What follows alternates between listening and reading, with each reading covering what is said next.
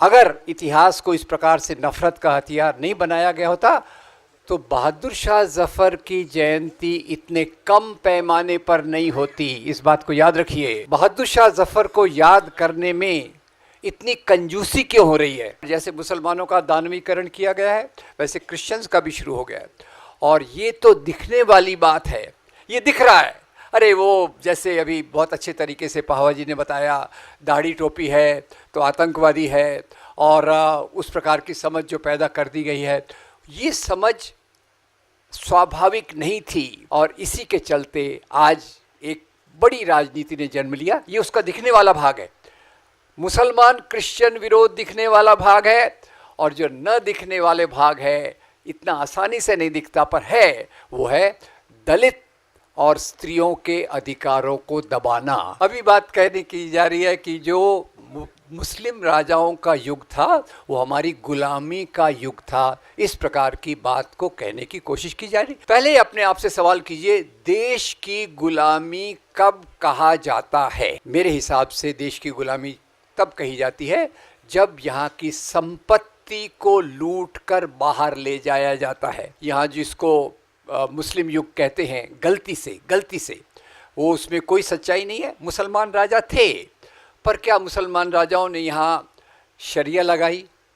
क्या मुसलमान राजाओं ने हिंदुओं पर उस प्रकार के शरिया या दूसरे कोई चीज़ें लगाई? नहीं थी। और ये प्रशासन जो था वो मिला जुला प्रशासन था। ये हम इस बात को बिल्कुल स्पष्टता से जानते हैं। पहले तो मैं बहुत शुक्रगुजार हूँ आपका कि आपने मुझे इतनी इज्जत बख्शी, और उसी के साथ थोड़े क्लैरिफिकेशन मुझे आजकल हर जगह देना पड़ रहा है। मेरा परिचय एक इतिहासकार के रूप में देते हैं, और आपको अगर बताऊं कि मेरा ट्रेनिंग काय में हुआ तो आपको हैरानी होगी। मैं फिजिशियन एमडी इन मेडिसिन पास किया। फिर ये इतिहास से मैं क्या उलझ पड़ा? मुझे क्या लेना देना था इतिहास से? तो दोस्तों, 6 दिसंबर 1992 को जब बाबरी मस्जिद को शहीद किया गया तो मेरे अंदर भी कुछ चीज़ें टूट गई। मुझे लगता था कि भाई इस देश में मज़दूर आंदोलन, किसान आंदोलन, विद्यार्थी आंदोलन, ये सब चल रहे हैं, ये समाज को बदल देंगे, और वो सपना जो भगत सिंह ने देखा था, अंबेडकर ने देखा था, गांधी ने देखा था, उस रास्ते पर हम चल पड़ेंगे। ये हिंदू मुसलमान का मामला क्या है, ये तो सॉल्व हो जाएगा, ये ऊपरी मामला है। 6 दिसंबर के बाद कहीं मुझे चोट पहुंची, और तब मैंने इतिहास को पढ़ना शुरू किया। और आज हैरानी की बात है, क्योंकि मैं ईमानदार रहना चाहता हूं अपनी बात के प्रति। आप ये मत समझिए कि मैं पेशे से इतिहासकार हूं। मैं इतिहास समझना चाहता हूं, क्योंकि आज इतिहास को नफ़रत का सबसे बड़ा हथियार बनाया गया है। याद रखिए, आज अगर इतिहास को इस प्रकार से नफ़रत का हथियार नहीं बनाया गया होता तो बहादुर शाह जफ़र की जयंती इतने कम पैमाने पर नहीं होती। इस बात को याद रखिए। ये इसीलिए है जो इतिहास के माध्यम से मुसलमानों को एक डेमोनाइज किया गया है, उनका दानवीकरण किया गया है, कि एक कुछ लोगों को मिलकर बहादुर शाह जफ़र, जिन्होंने पहली बार जंग आज़ादी का नेतृत्व किया, उसके लिए हमको लोगों को जमा करना पड़ता है। एक आध बार 2-4 कार्यक्रम होते हैं, बहुत सराहनीय है। इसीलिए ये कार्यक्रम जो कर रहे हैं, दिल्ली में भी मेरे ख्याल से समीना बेगम ने इस प्रकार का कार्यक्रम किया, यहाँ आप लोग कर रहे हैं। मैं आपका बहुत शुक्रगुजार हूँ कि आप एक बहुत बड़ी जो चीज़ को छुपाया जा रहा है और उसको सामने लाने की कोशिश कर रहे हैं।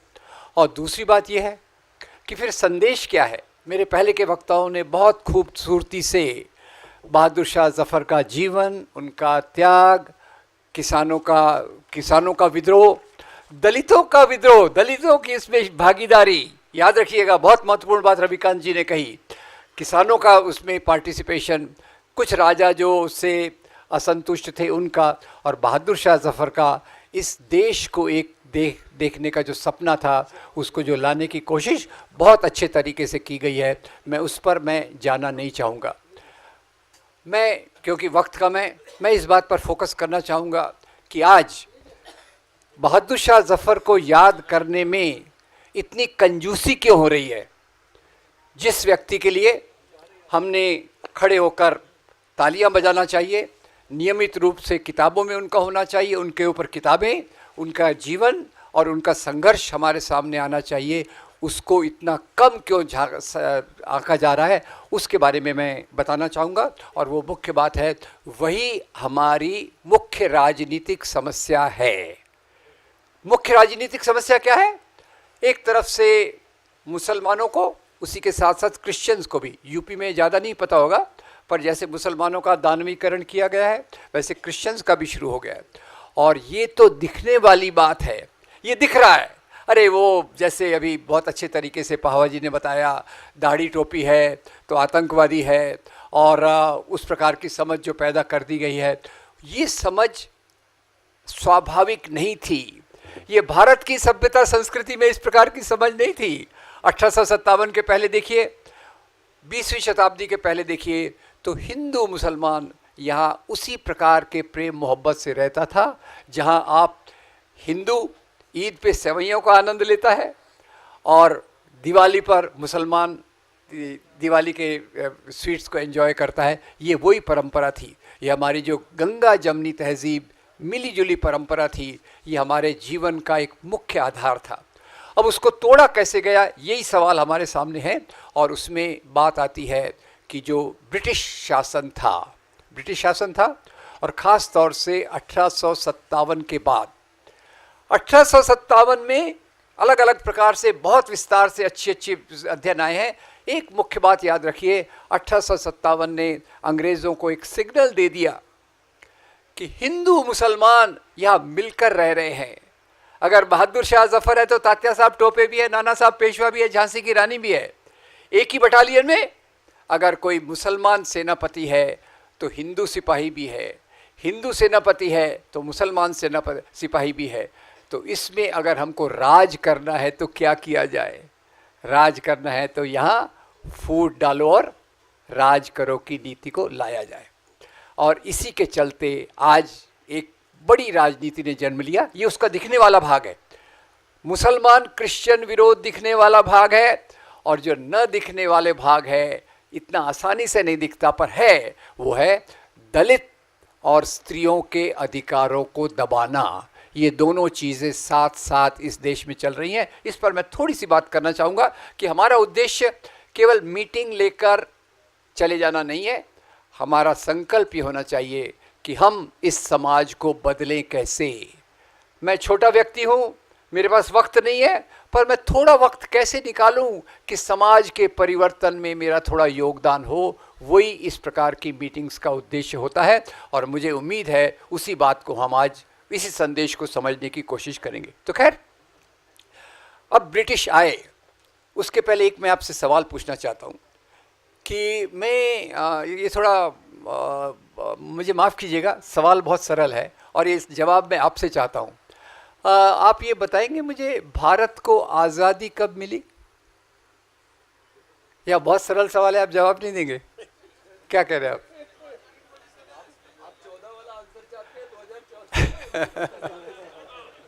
खैर, आपने पहले से ही झपाप लिया मेरी बात को, तो मैं उसमें कुछ कह नहीं सकता।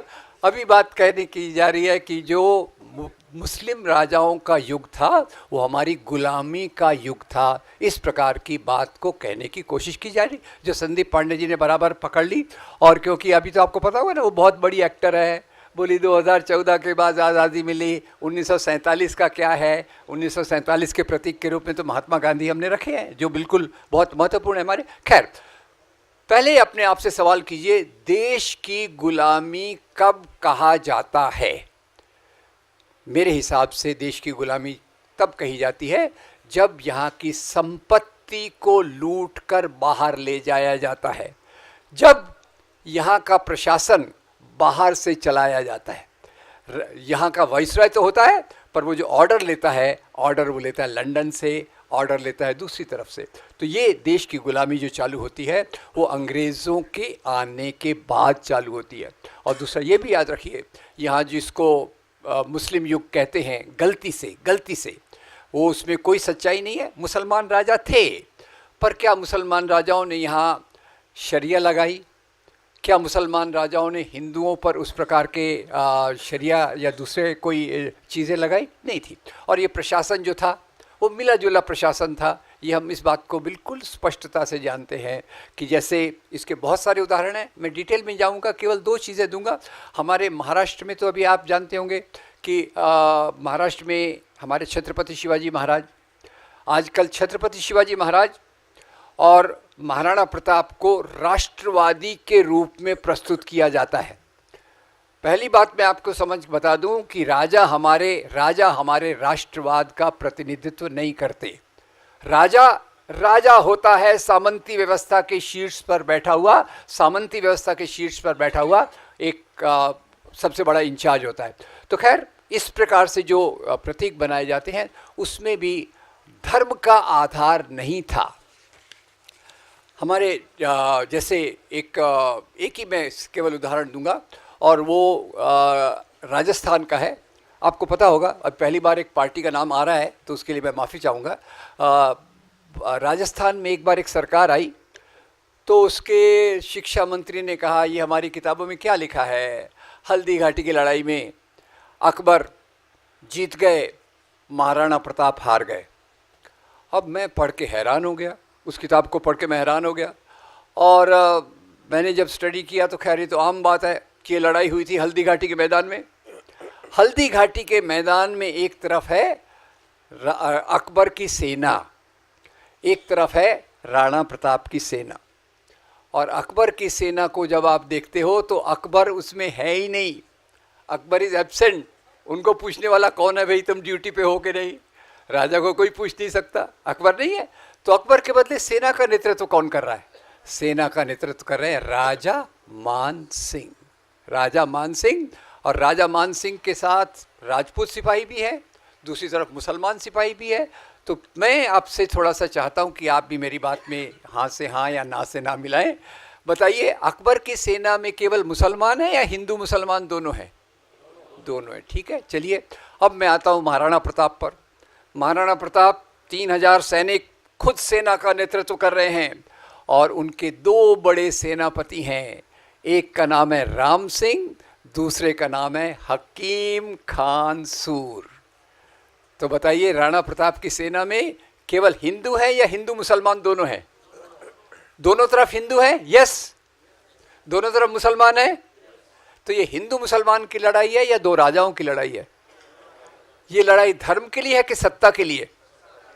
और उसके लिए आज हम छाती पीट रहे हैं, अरे वो मुसलमान राजा, उन्होंने ये किया, उन्होंने वो किया। और वो खैर उसमें तो खैर बहुत सारा, अभी इस क्षेत्र में हूँ तो अभी एक आपको तो बहुत प्रिविलेज है उसका। खैर टीवी के कारण, जैसे शीतल जी सिंह ने बताया कि टीवी के कारण तो हम सब भी वो देखते रहते हैं। वो अभी राम मंदिर का उद्घाटन हुआ था, उस दिन मैं दिन भर कुछ नहीं कर पाया। मैं वो आकर्षक सीन देखते रहा कि जिसको उन्होंने बताया कि हम किसकी पूजा करते हैं, मैं उस पर नहीं जा रहा, पर वो व्यक्ति दिन में 7 बार ड्रेस बदल रहा है, और ड्रेस एक से एक आकर्षक ड्रेस, और सभी धार्मिक इससे जुड़े हुए। मैं बड़ा प्रभावित हो गया। पर फिर मैं गया सुप्रीम कोर्ट के जजमेंट पे। सुप्रीम कोर्ट ने जजमेंट ने सीधा सीधा कहा कि वहाँ मंदिर होने का कोई प्रमाण नहीं है। मैं नहीं कह रहा, सुप्रीम कोर्ट से मैं पूरा खुश नहीं हूँ, फिर भी एक सुप्रीम कोर्ट ने कहा वहाँ मंदिर होने का कोई प्रमाण नहीं है, और भगवान राम का जन्म वहीं हुआ था, इसका भी कोई निश्चित प्रमाण नहीं है। तीसरी बात, 1949 में वहाँ रामलल्ला की जो मूर्तियाँ रखी गई थी, 1949 में रामलल्ला की जो मूर्तियाँ रखी गई थी वो एक अपराध था। और 6 दिसंबर 1992 को जो मस्जिद गिराई गई वो भी एक अपराध था। मैं नहीं कह रहा, सुप्रीम कोर्ट पूरे अपनी मजबूरियों के बावजूद ये कह रहा है। तो ये जो चीज़ें हमारे सामने आ गई हैं, मुसलमान राजा मंदिर तोड़े, निश्चित रूप से तोड़े। पर क्यों तोड़े? क्या केवल मुसलमान राजाओं ने मंदिर तोड़े? तो यहाँ मैं आपको बताना चाहूँगा, एक किताब को जरूर रेफ़र कीजिएगा। वो किताब है राजतरंगिणी। कवि कल्हण राजतरंगिणी में लिखते हैं, 11वीं शताब्दी में राजा हर्षदेव ने अपने राज्य में एक नए ओहदे का निर्माण किया। और ये ओहदे का टाइटल आप जरा एनालाइज करके देखिए, संधि विच्छेद करके मुझे बताइए, इस ओहदे का शीर्षक था देवोत्पतन नायक। 3 शब्द है, राइट? देव, देव, उत्पतन, नायक। वो अधिकारी जो देवताओं की मूर्तियों को उखाड़े। इसका अपॉइंटमेंट कौन कर रहा है? हिंदू राजा, मुसलमान राजा? हिंदू राजा। और उसके आगे लिखता है, भैया वही मूर्तियां तोड़ कर लाना जो सोने चांदी की बनी हो, वही मूर्तियां उखाड़ कर लाना जिसमें हीरे जवाहरात जड़े हों, पत्थर की मूर्तियां आम लोगों के लिए छोड़ देना। तो मंदिर तोड़े गए, मंदिरों में संपत्ति थी। आज ही मैंने एक मंदिर के बारे में पढ़ा, उसका मंदिर का 3 लाख करोड़ की कुछ संपत्ति है। पता नहीं, मैंने अखबार में पढ़ा, सवेरे मेमोरी के कारण भूल गया हूँ। तो मंदिरों में संपत्ति होती थी, कई बार मुसलमान राजाओं ने तोड़ा, कई बार हिंदू राजाओं ने तोड़ा, कई बार सत्ता के लिए चीज़ें हुई। और फिर एक और बात कही गई, क्योंकि आज मैं इसलिए ख़ास तौर से कह रहा हूँ, मैं आऊँगा इस बात पर कि मुसलमान नेताओं का भी आज़ादी के आंदोलन में कितना योगदान था, इसको भी ज़रा याद रखिए। ये जो बात बहादुर शाह ज़फ़र से चालू होती है, उसको आगे देखिए। खान अब्दुल गफ़्फ़ार खान, मौलाना अबुल कलाम आज़ाद, अल्लाह बख्श, ज़हीरुद्दीन, डॉक्टर M.A. अंसारी, इन लोगों ने किस प्रकार से गांधी के साथ कंधे से कंधा मिलाकर हमें आज़ादी दिलाने में योगदान दिया, उसके बारे में ज़्यादा बात नहीं होती। हमारे दोस्तों को इसके लिए रिसर्च करना पड़ता है, निकालना पड़ता है, और उसमें मुशीरुल हसन ने तो बहुत अच्छा रिसर्च किया है, और उसकी एक सामान्य किताब भी आई हुई है, शम्सुल इस्लाम की है, विभाजन के विरोध में भारतीय मुसलमान। आप लोग उसको रेफ़र कीजिएगा, बहुत ज़रूरी है, क्योंकि आज बात यही चल रही है कि जैसे ये सब चीज़ें की गई हों। अब एक बात और मैं कह दूं कि जैसे मंदिरों के बारे में कहा जा रहा है, उसी प्रकार से एक और बात कही जा रही है। ये बात भी बड़ी मज़ेदार है। भारत में इस्लाम कैसे फैला? तो ज़्यादातर है भाई, ठीक है, मुसलमान राजा घोड़े पर बैठ कर आए, उनके एक हाथ में तलवार थी, एक हाथ में कुरान थी, ऐसा ज़्यादातर लोग कहा जाता है। उन्होंने लोगों को तलवार से डराया और कुरान को स्वीकृत करा दिया। अब आपने तो सुन लिया, पर कई बार मैं जाता हूँ छोटी छोटी गैदरिंग में, ये नौजवान लोग थोड़ा सोचते भी हैं, बोलते भी हैं। एक बार मैंने ऐसा कहा, लोग बोलते हैं मुसलमान राजा घोड़े पर बैठ कर आए, उनके एक हाथ में तलवार, एक हाथ में कुरान थी। तो 2-3 स्टूडेंट, लड़के लड़कियां खड़े हो गए, बोले सर ये पॉसिबल कैसे है? अगर राजा के एक हाथ में तलवार है, एक हाथ में कुरान है, तो घोड़े की लगाम कौन संभालेगा? मैंने कहा ये तो मुझे भी नहीं पता।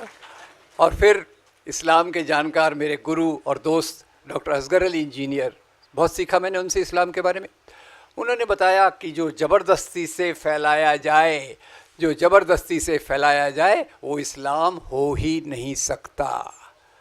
और यही बात जो दूसरे रूप में भी देखने को मिली, और यही बात मैंने सीखी स्वामी विवेकानंद से। आपको आश्चर्य होगा जब यहाँ कहा जाता है कि इस्लाम को ज़बरदस्ती फैलाया गया, मुसलमान राजाओं ने ये किया वो किया, उसके कारण आज के मुसलमानों के खिलाफ नफरत पैदा की जाती है। और जो संदीप जी बता रहे थे कि गुजरात मॉडल आ जाता है, मुसलमान एक तरफ, हिंदू दूसरी तरफ। मैं भी जाता था, तो एक दिन मैं शाम को वर्कशॉप के बाद जा रहा था, चलो वो थोड़ा टहल के आएंगे, तो मैं एक तरफ जाने लगा, तो दोस्तों ने बोला उधर मत जाओ, वहाँ बॉर्डर है। मैंने कहा इंडिया पाकिस्तान बॉर्डर है? बोले नहीं, इसके उस तरफ मुसलमान रहते हैं। तो अब बॉर्डर देश के अंदर पैदा हो गए हैं, और ये गुजरात मॉडल है जिसकी पूजा कई लोग करते हैं। खैर, अब ये स्वामी विवेकानंद भी अपनी रचनाओं में लिखते हैं कि ये कहना बिल्कुल गलत है कि इस्लाम यहाँ तलवार की नोक पर फैला। जाति व्यवस्था वर्ण व्यवस्था के अत्याचार से बचने के लिए, जाति व्यवस्था वर्ण व्यवस्था के अत्याचार से बचने के लिए लोगों ने इस्लाम धर्म को कबूल किया। और ये जो उन्होंने कबूल किया, सूफी संतों के प्रभाव में कबूल किया। और वही देखिए A.R. रहमान, अपने वो जो म्यूज़िक डायरेक्टर जिनको बहुत सारे अवार्ड मिले हैं, A.R. रहमान, पहले उनका नाम था दिलीप कुमार। दिलीप कुमार से A.R. रहमान कैसे बन गए? हिंदू से मुसलमान कैसे बन गए? क्या ओसामा बिन लादेन ने आकर उनको बॉम्ब दिखाया कि तू मुसलमान बन जा नहीं तो तेरे को ख़त्म कर देंगे? गलत। सवाल अंदर का था, मामला अंदर का था, अंदर तकलीफ थी। वो सूफी संत के प्रभाव में आए और उन्होंने अपने धर्म का परिवर्तन किया। तो खैर ये एक बात हो गई किस प्रकार से गलत प्रचार समाज में बढ़ रहा है। अब इस बात पर मैं आना चाहता हूँ कि जब अंग्रेज़ों ने देखा कि एक तरफ यहाँ की हिंदू मुस्लिम यूनिटी है और तीसरी तरफ बता दूं इसी हिंदू मुस्लिम यूनिटी में आपको मुझे बताने की ज़रूरत नहीं है, मैं उस क्षेत्र में हूँ जहाँ गंगा जमनी तहज़ीब है। और मुझे बहुत खुशी होती है ये बात सुनकर कि जब मैं जवाहरलाल नेहरू की किताब पढ़ता हूँ डिस्कवरी ऑफ इंडिया, या उस पे बना हुआ सीरियल जो आपने अगर नहीं देखा तो ज़रूर देखिए, भारत एक खोज, श्याम बेनेगल, तो पता चलता है हिंदू मुसलमान कैसे मिलकर रहते थे। खैर, और इसी बात को तीसरी बात और बता दूं, महात्मा गांधी, उनका फोटो हम केवल लगाते हैं, पर उन्होंने क्या कहा, अब जो बात उन्होंने कही उससे मुझे लगता है महात्मा गांधी भी इतिहासकार थे। उनकी किताब हिंद स्वराज पढ़ रहा था मैं, हिंद स्वराज में पढ़ते पढ़ते आया बीच में कि यहाँ मुसलमान राजाओं के राज्य में हिंदू प्रजा रहती थी, चैन से रहती थी, हिंदू राजाओं के राज्य में मुसलमान प्रजा चैन से रहती थी, और ये अलग कोई धर्म और राजनीति का मेल नहीं होता। तो ये एक इतिहास की वो चीज़ें हैं जो आज, जैसे शीतल पी सिंह जी ने बताया, मैन्युफैक्चरिंग कंसेंट, याद रखिए दोस्तों, ये सबसे बड़ा मैन्युफैक्चरिंग कंसेंट आज चल रहा है, सहमति का निर्माण कि मुसलमान ऐसे ऐसे ऐसे हैं, क्रिश्चियन ऐसे ऐसे ऐसे है। और उसमें सबसे मज़े की बात यह है कि मुसलमान राजाओं के कैरेक्टर को चुन के पकड़ा जाता है और जो उसकी अच्छी बातों को छिपाकर कोई एक आध गलत बात इधर उधर हो गई तो उसके आज के मुसलमानों पर प्रतिबिंब डाला जाता है। तो ये बात अंग्रेज़ इतिहासकार जेम्स मिल ने इसकी शुरुआत 1818 में ही कर दी थी जब उसने हिस्ट्री ऑफ इंडिया लिखा, और उसने भारत के इतिहास को 3 भागों में बांटा। इसको ज़रा ख्याल से सुनिएगा। उसने कहा यहाँ जो पहले युग था वो था हिंदू युग। अब इसके बारे में भी रविकांत जी का भी बहुत डिटेल में बता सकते हैं, हिंदू शब्द कैसे आया, हिंदुत्व कैसे बना, हिंदू राष्ट्र कैसे आया, और पहले क्या केवल यहाँ हिंदू राजा थे वगैरह वगैरह, पर इसको उन्होंने कहा हिंदू युग। उसके बाद मुस्लिम युग, अब मुस्लिम युग में भी कैसे आया उस पर मैं थोड़ी देर में आता हूँ। और तीसरा उन्होंने खुद के राज को कहा ब्रिटिश युग। उनकी चालाकी को अगर आप देखना हो तो यहाँ हो, हिंदू युग, मुस्लिम युग और ब्रिटिश युग, इस 3 के बारे में उन्होंने कहा। खैर, ये सब चीज़ों को जब उन्होंने इस प्रकार से रखा, और ये इतिहास के तरीके को हम कहते हैं कम्युनल हिस्टोरियोग्राफी। इतिहास को राजा के धर्म के चश्मे से देखना, इतिहास को राजा के धर्म के चश्मे से देखना। जैसे इतिहास में मजदूर नहीं है, किसान नहीं है, स्त्रियों की मेहनत नहीं है, व्यापारी नहीं है, दस्तकार नहीं है, है तो केवल एक राजा, उसकी बहुत सारी बीवियां या पत्नियां, और उसका ऐशो आराम और उसकी लग्जरी, और उसका भी धर्म को लेकर उन्होंने इतिहास को यहाँ रहा। खैर, एनीवे, ब्रिटिश यहाँ आए और ये हमारी गुलामी की शुरुआत थी। क्यों गुलामी की शुरुआत थी? यहाँ से वो कोई रहे तो सही, उनका एडमिनिस्ट्रेशन तो चलता था लंदन से, और एडमिनिस्ट्रेशन लंदन से चलता था तो मुख्य रूप से वो यहाँ 3 उन्होंने परिवर्तन लाए। Thank you. 3 परिवर्तन लाए।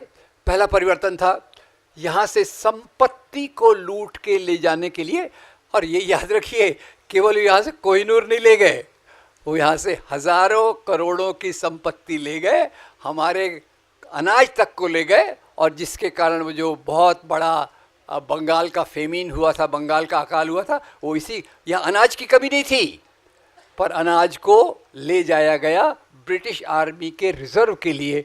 और इसके लिए खैर जो परिवर्तन चालू है, मोटे तौर पर बताऊंगा कि 3 प्रकार के परिवर्तन आए। पहले आया ट्रांसपोर्ट में, बैलगाड़ी के बदले रेलगाड़ी आ गई।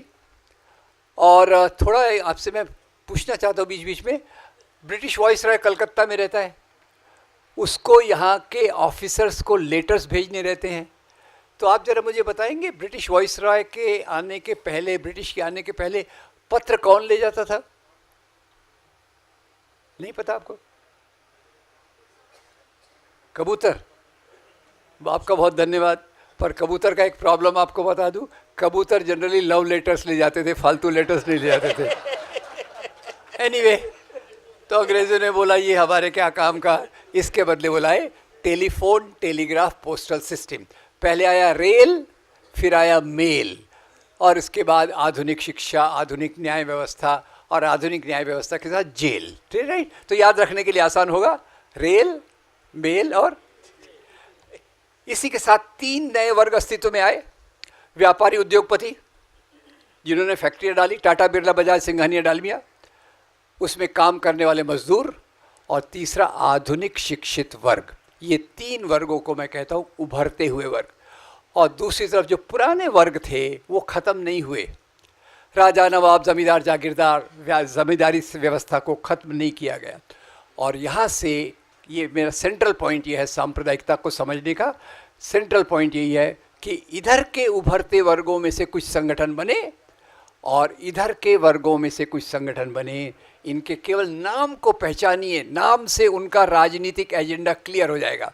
इधर से पहले अब मैं व्यक्तियों का नाम लेता हूँ, पार्टी का नाम आप सोच लीजिएगा। पहले व्यक्ति हैं शहीद आज़म भगत सिंह, और उनके पार्टी का नाम अभी बताया गया, हिंदुस्तान सोशलिस्ट रिपब्लिकन एसोसिएशन। और दूसरे व्यक्ति हैं भीमराव बाबा साहब आम्बेडकर। उन्होंने तो बहुत सारे संगठन बनाए, अंत में जाकर उन्होंने एक संगठन बनाया, रिपब्लिकन पार्टी ऑफ इंडिया की रूपरेखा रखी, याद रखिएगा। और तीसरे का जवाब आपको देना पड़ेगा, और तीसरे का जवाब यह है कि इस संगठन के 4 नेताओं के नाम मैं बोल रहा हूँ। अभी तक एक एक नेता का नाम लिया, अभी मैं 4 नाम ले रहा हूँ। मौलाना अबुल कलाम आज़ाद, एनी बेसेंट, सरदार बलदेव सिंह और मोहनदास करमचंद गांधी। संगठन का नाम? जवाब तो सही है पर बड़ा कंजूसी वाला जवाब है, भारतीय राष्ट्रीय कांग्रेस। और ये नामों को जरा पैटर्न को ख्याल रखिए। अब राजा, नवाब, जमींदार, जागीरदार, यहाँ एक और मज़ेदार बात हुई, उनकी सत्ता कम होने लग गई। इधर से इसी परिवर्तनों के साथ ज्योतिराव फुले आते हैं, दलितों के बीच में शिक्षा को ले जाते हैं। सावित्रीबाई फुले जी लड़कियों के लिए स्कूल खोलती हैं। आज मुझे अच्छा लगता है, ऑडियंस में पुरुष भी हैं, स्त्रियां भी हैं। ये बात 150 साल पहले संभव नहीं थी, और इसके लिए सावित्रीबाई फुले एक क्रांति ज्योति के रूप में हमारे सामने आती है। तो ये 5 परिवर्तन जब आते हैं, व्यापारी, उद्योगपति, फैक्ट्रियाँ, मजदूर वर्ग, आधुनिक, ये दलितों के बीच में शिक्षा और स्त्रियों के बीच में शिक्षा, तो ये पुराने वर्ग के लोग जो थे, राजा, नवाब, जमींदार, जागीरदार, ये कुछ संगठनों को खड़ा करते हैं। और इन संगठनों में शुरू में केवल राजा होते हैं, नवाब होते हैं, जमींदार, जागीरदार होते हैं। बाद में चलकर कुछ शिक्षित वकील, बड़े पढ़े लिखे लोग, सवर्ण लोग उनके साथ जुड़ जाते हैं। और यहाँ मैं आपको सामने 2 नाम पूछूंगा। एक है मोहम्मद अली जिन्ना, पार्टी का नाम? Very good, thank you very much. दूसरे विनायक दामोदर सावरकर, वो बाद में उन्होंने एक पार्टी ज्वाइन की ना, माफ़ीनामे पे मैं नहीं जाना चाहता, वो लंबी कहानी है, छोड़ देता हूँ। उन्होंने एक पार्टी ज्वाइन की 1936, कौन सी? हिंदू मुस्लिम लीग, हिंदू महासभा। और इधर देखिए, Hindustan socialist Republican association, Republican party of India, भारतीय राष्ट्रीय कांग्रेस।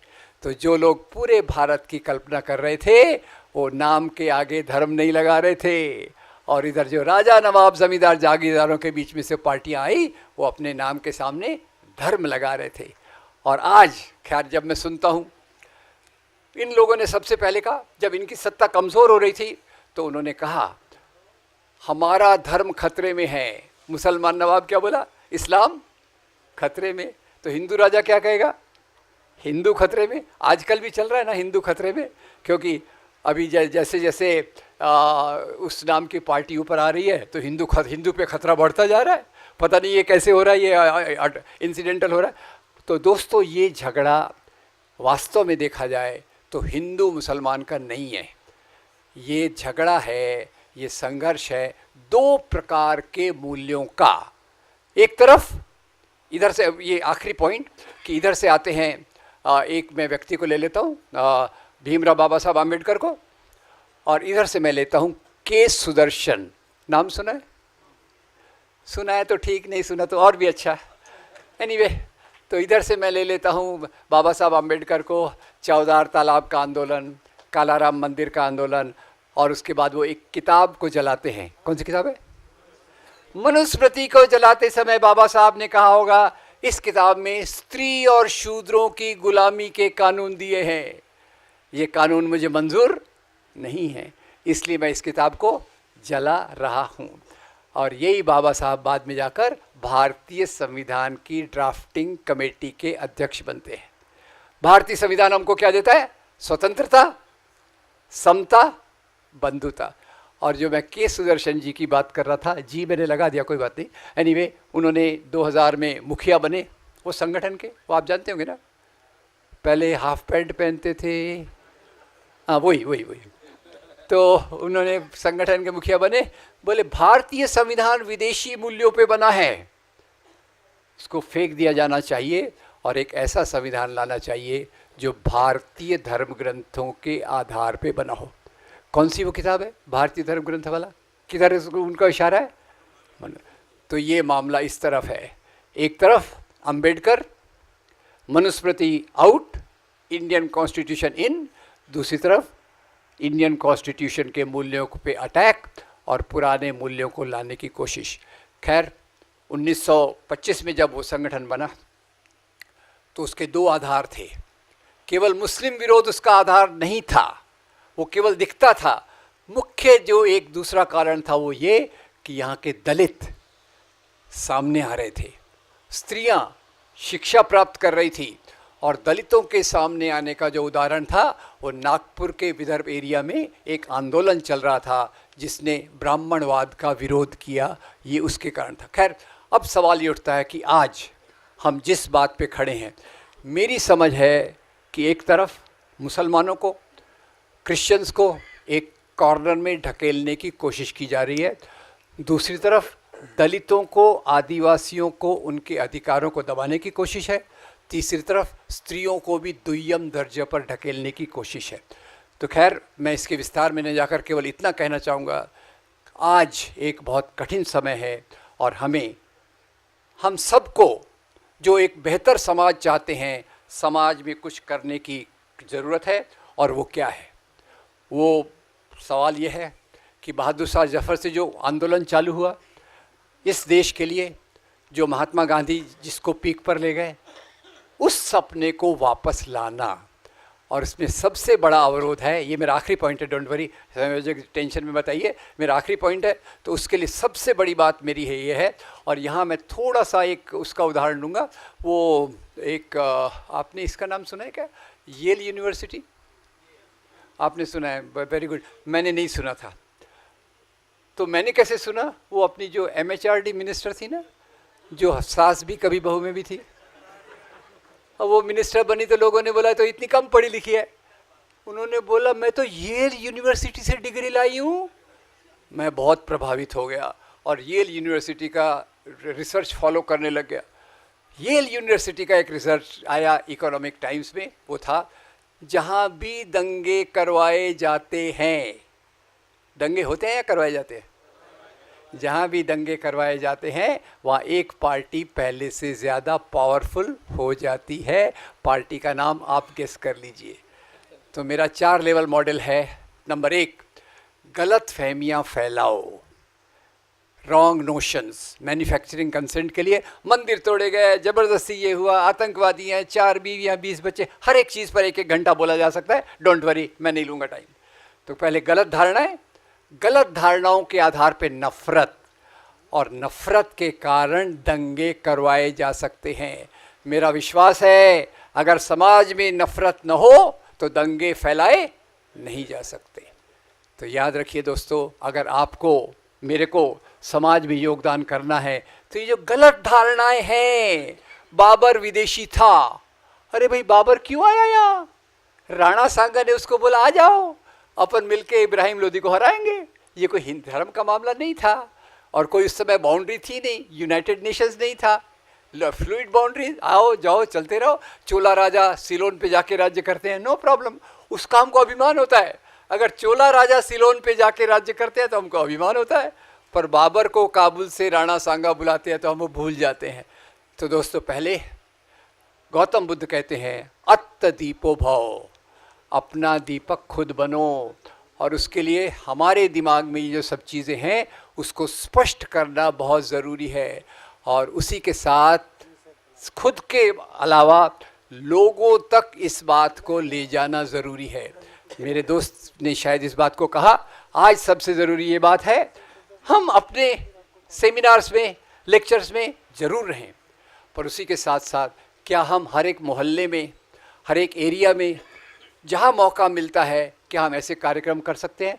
मुझे एक बात अच्छी लगती है और वो ये कि हमारे पास काफ़ी मटीरियल है।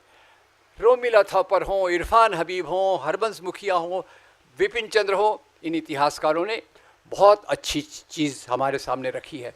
उसको समझकर उसको सरल करने वाली भी चीज़ें आई हैं।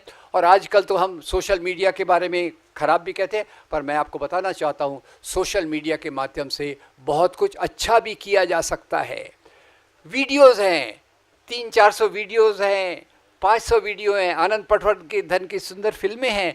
क्या हम सोच सकते हैं कि हम अपनी कम्युनिटी में एक अड्डा बनाएंगे, 15 दिन में, महीने में एक बार मिलेंगे, कम्युनिटी की चर्चा करेंगे और उसी के साथ कुछ वीडियोस देखेंगे, फिल्में दिखाएंगे, सांस्कृतिक कार्यक्रम करेंगे, मिलजुल कर त्यौहार बनाएंगे और भारत को उस दिशा पर ले जाने की कोशिश करेंगे जो हमारे मध्ययुगीन काल में हिंदू मुसलमान की एकता थी, जहाँ जिसको हम गंगा जमनी तहजीब कहते हैं। सूफ़ी संतों की परंपरा हो, भक्ति संतों की परंपरा हो, और आज़ादी के आंदोलन में महात्मा गांधी, मौलाना आज़ाद, खान अब्दुल गफ्फार खान, एनी बेसेंट, ये हो, इन मूल्यों को अगर हम आगे ले सकें तो निश्चित रूप से हम अपने लोकतंत्र को मजबूत कर सकते हैं। और अंत में मैं संदीप जी को थोड़ा सा एक माइनर करेक्शन दे दूं। बिल्किस बानो के केस में कांग्रेस ने आवाज़ उठाई थी, इस बात को आप ज़रा चेक कर लीजिएगा। और आप पार्टी तो खैर नहीं उठाई, और पर कांग्रेस ने इस पर आवाज़ उठाई थी। तो अब उस बात पे मैं नहीं जाता कि चुनावी लेवल पे क्या करना चाहिए, वो आपका सवाल है। पर इतना मैं जानता हूँ कि आज हमारे पास, ये आखिरी पॉइंट, आज हमारे पास चुनावी मैदान में जो विकल्प हैं वो अच्छा, उससे अच्छा, सर्वश्रेष्ठ नहीं है। हमारे पास जो विकल्प है वो bad, worse, worst and BJP.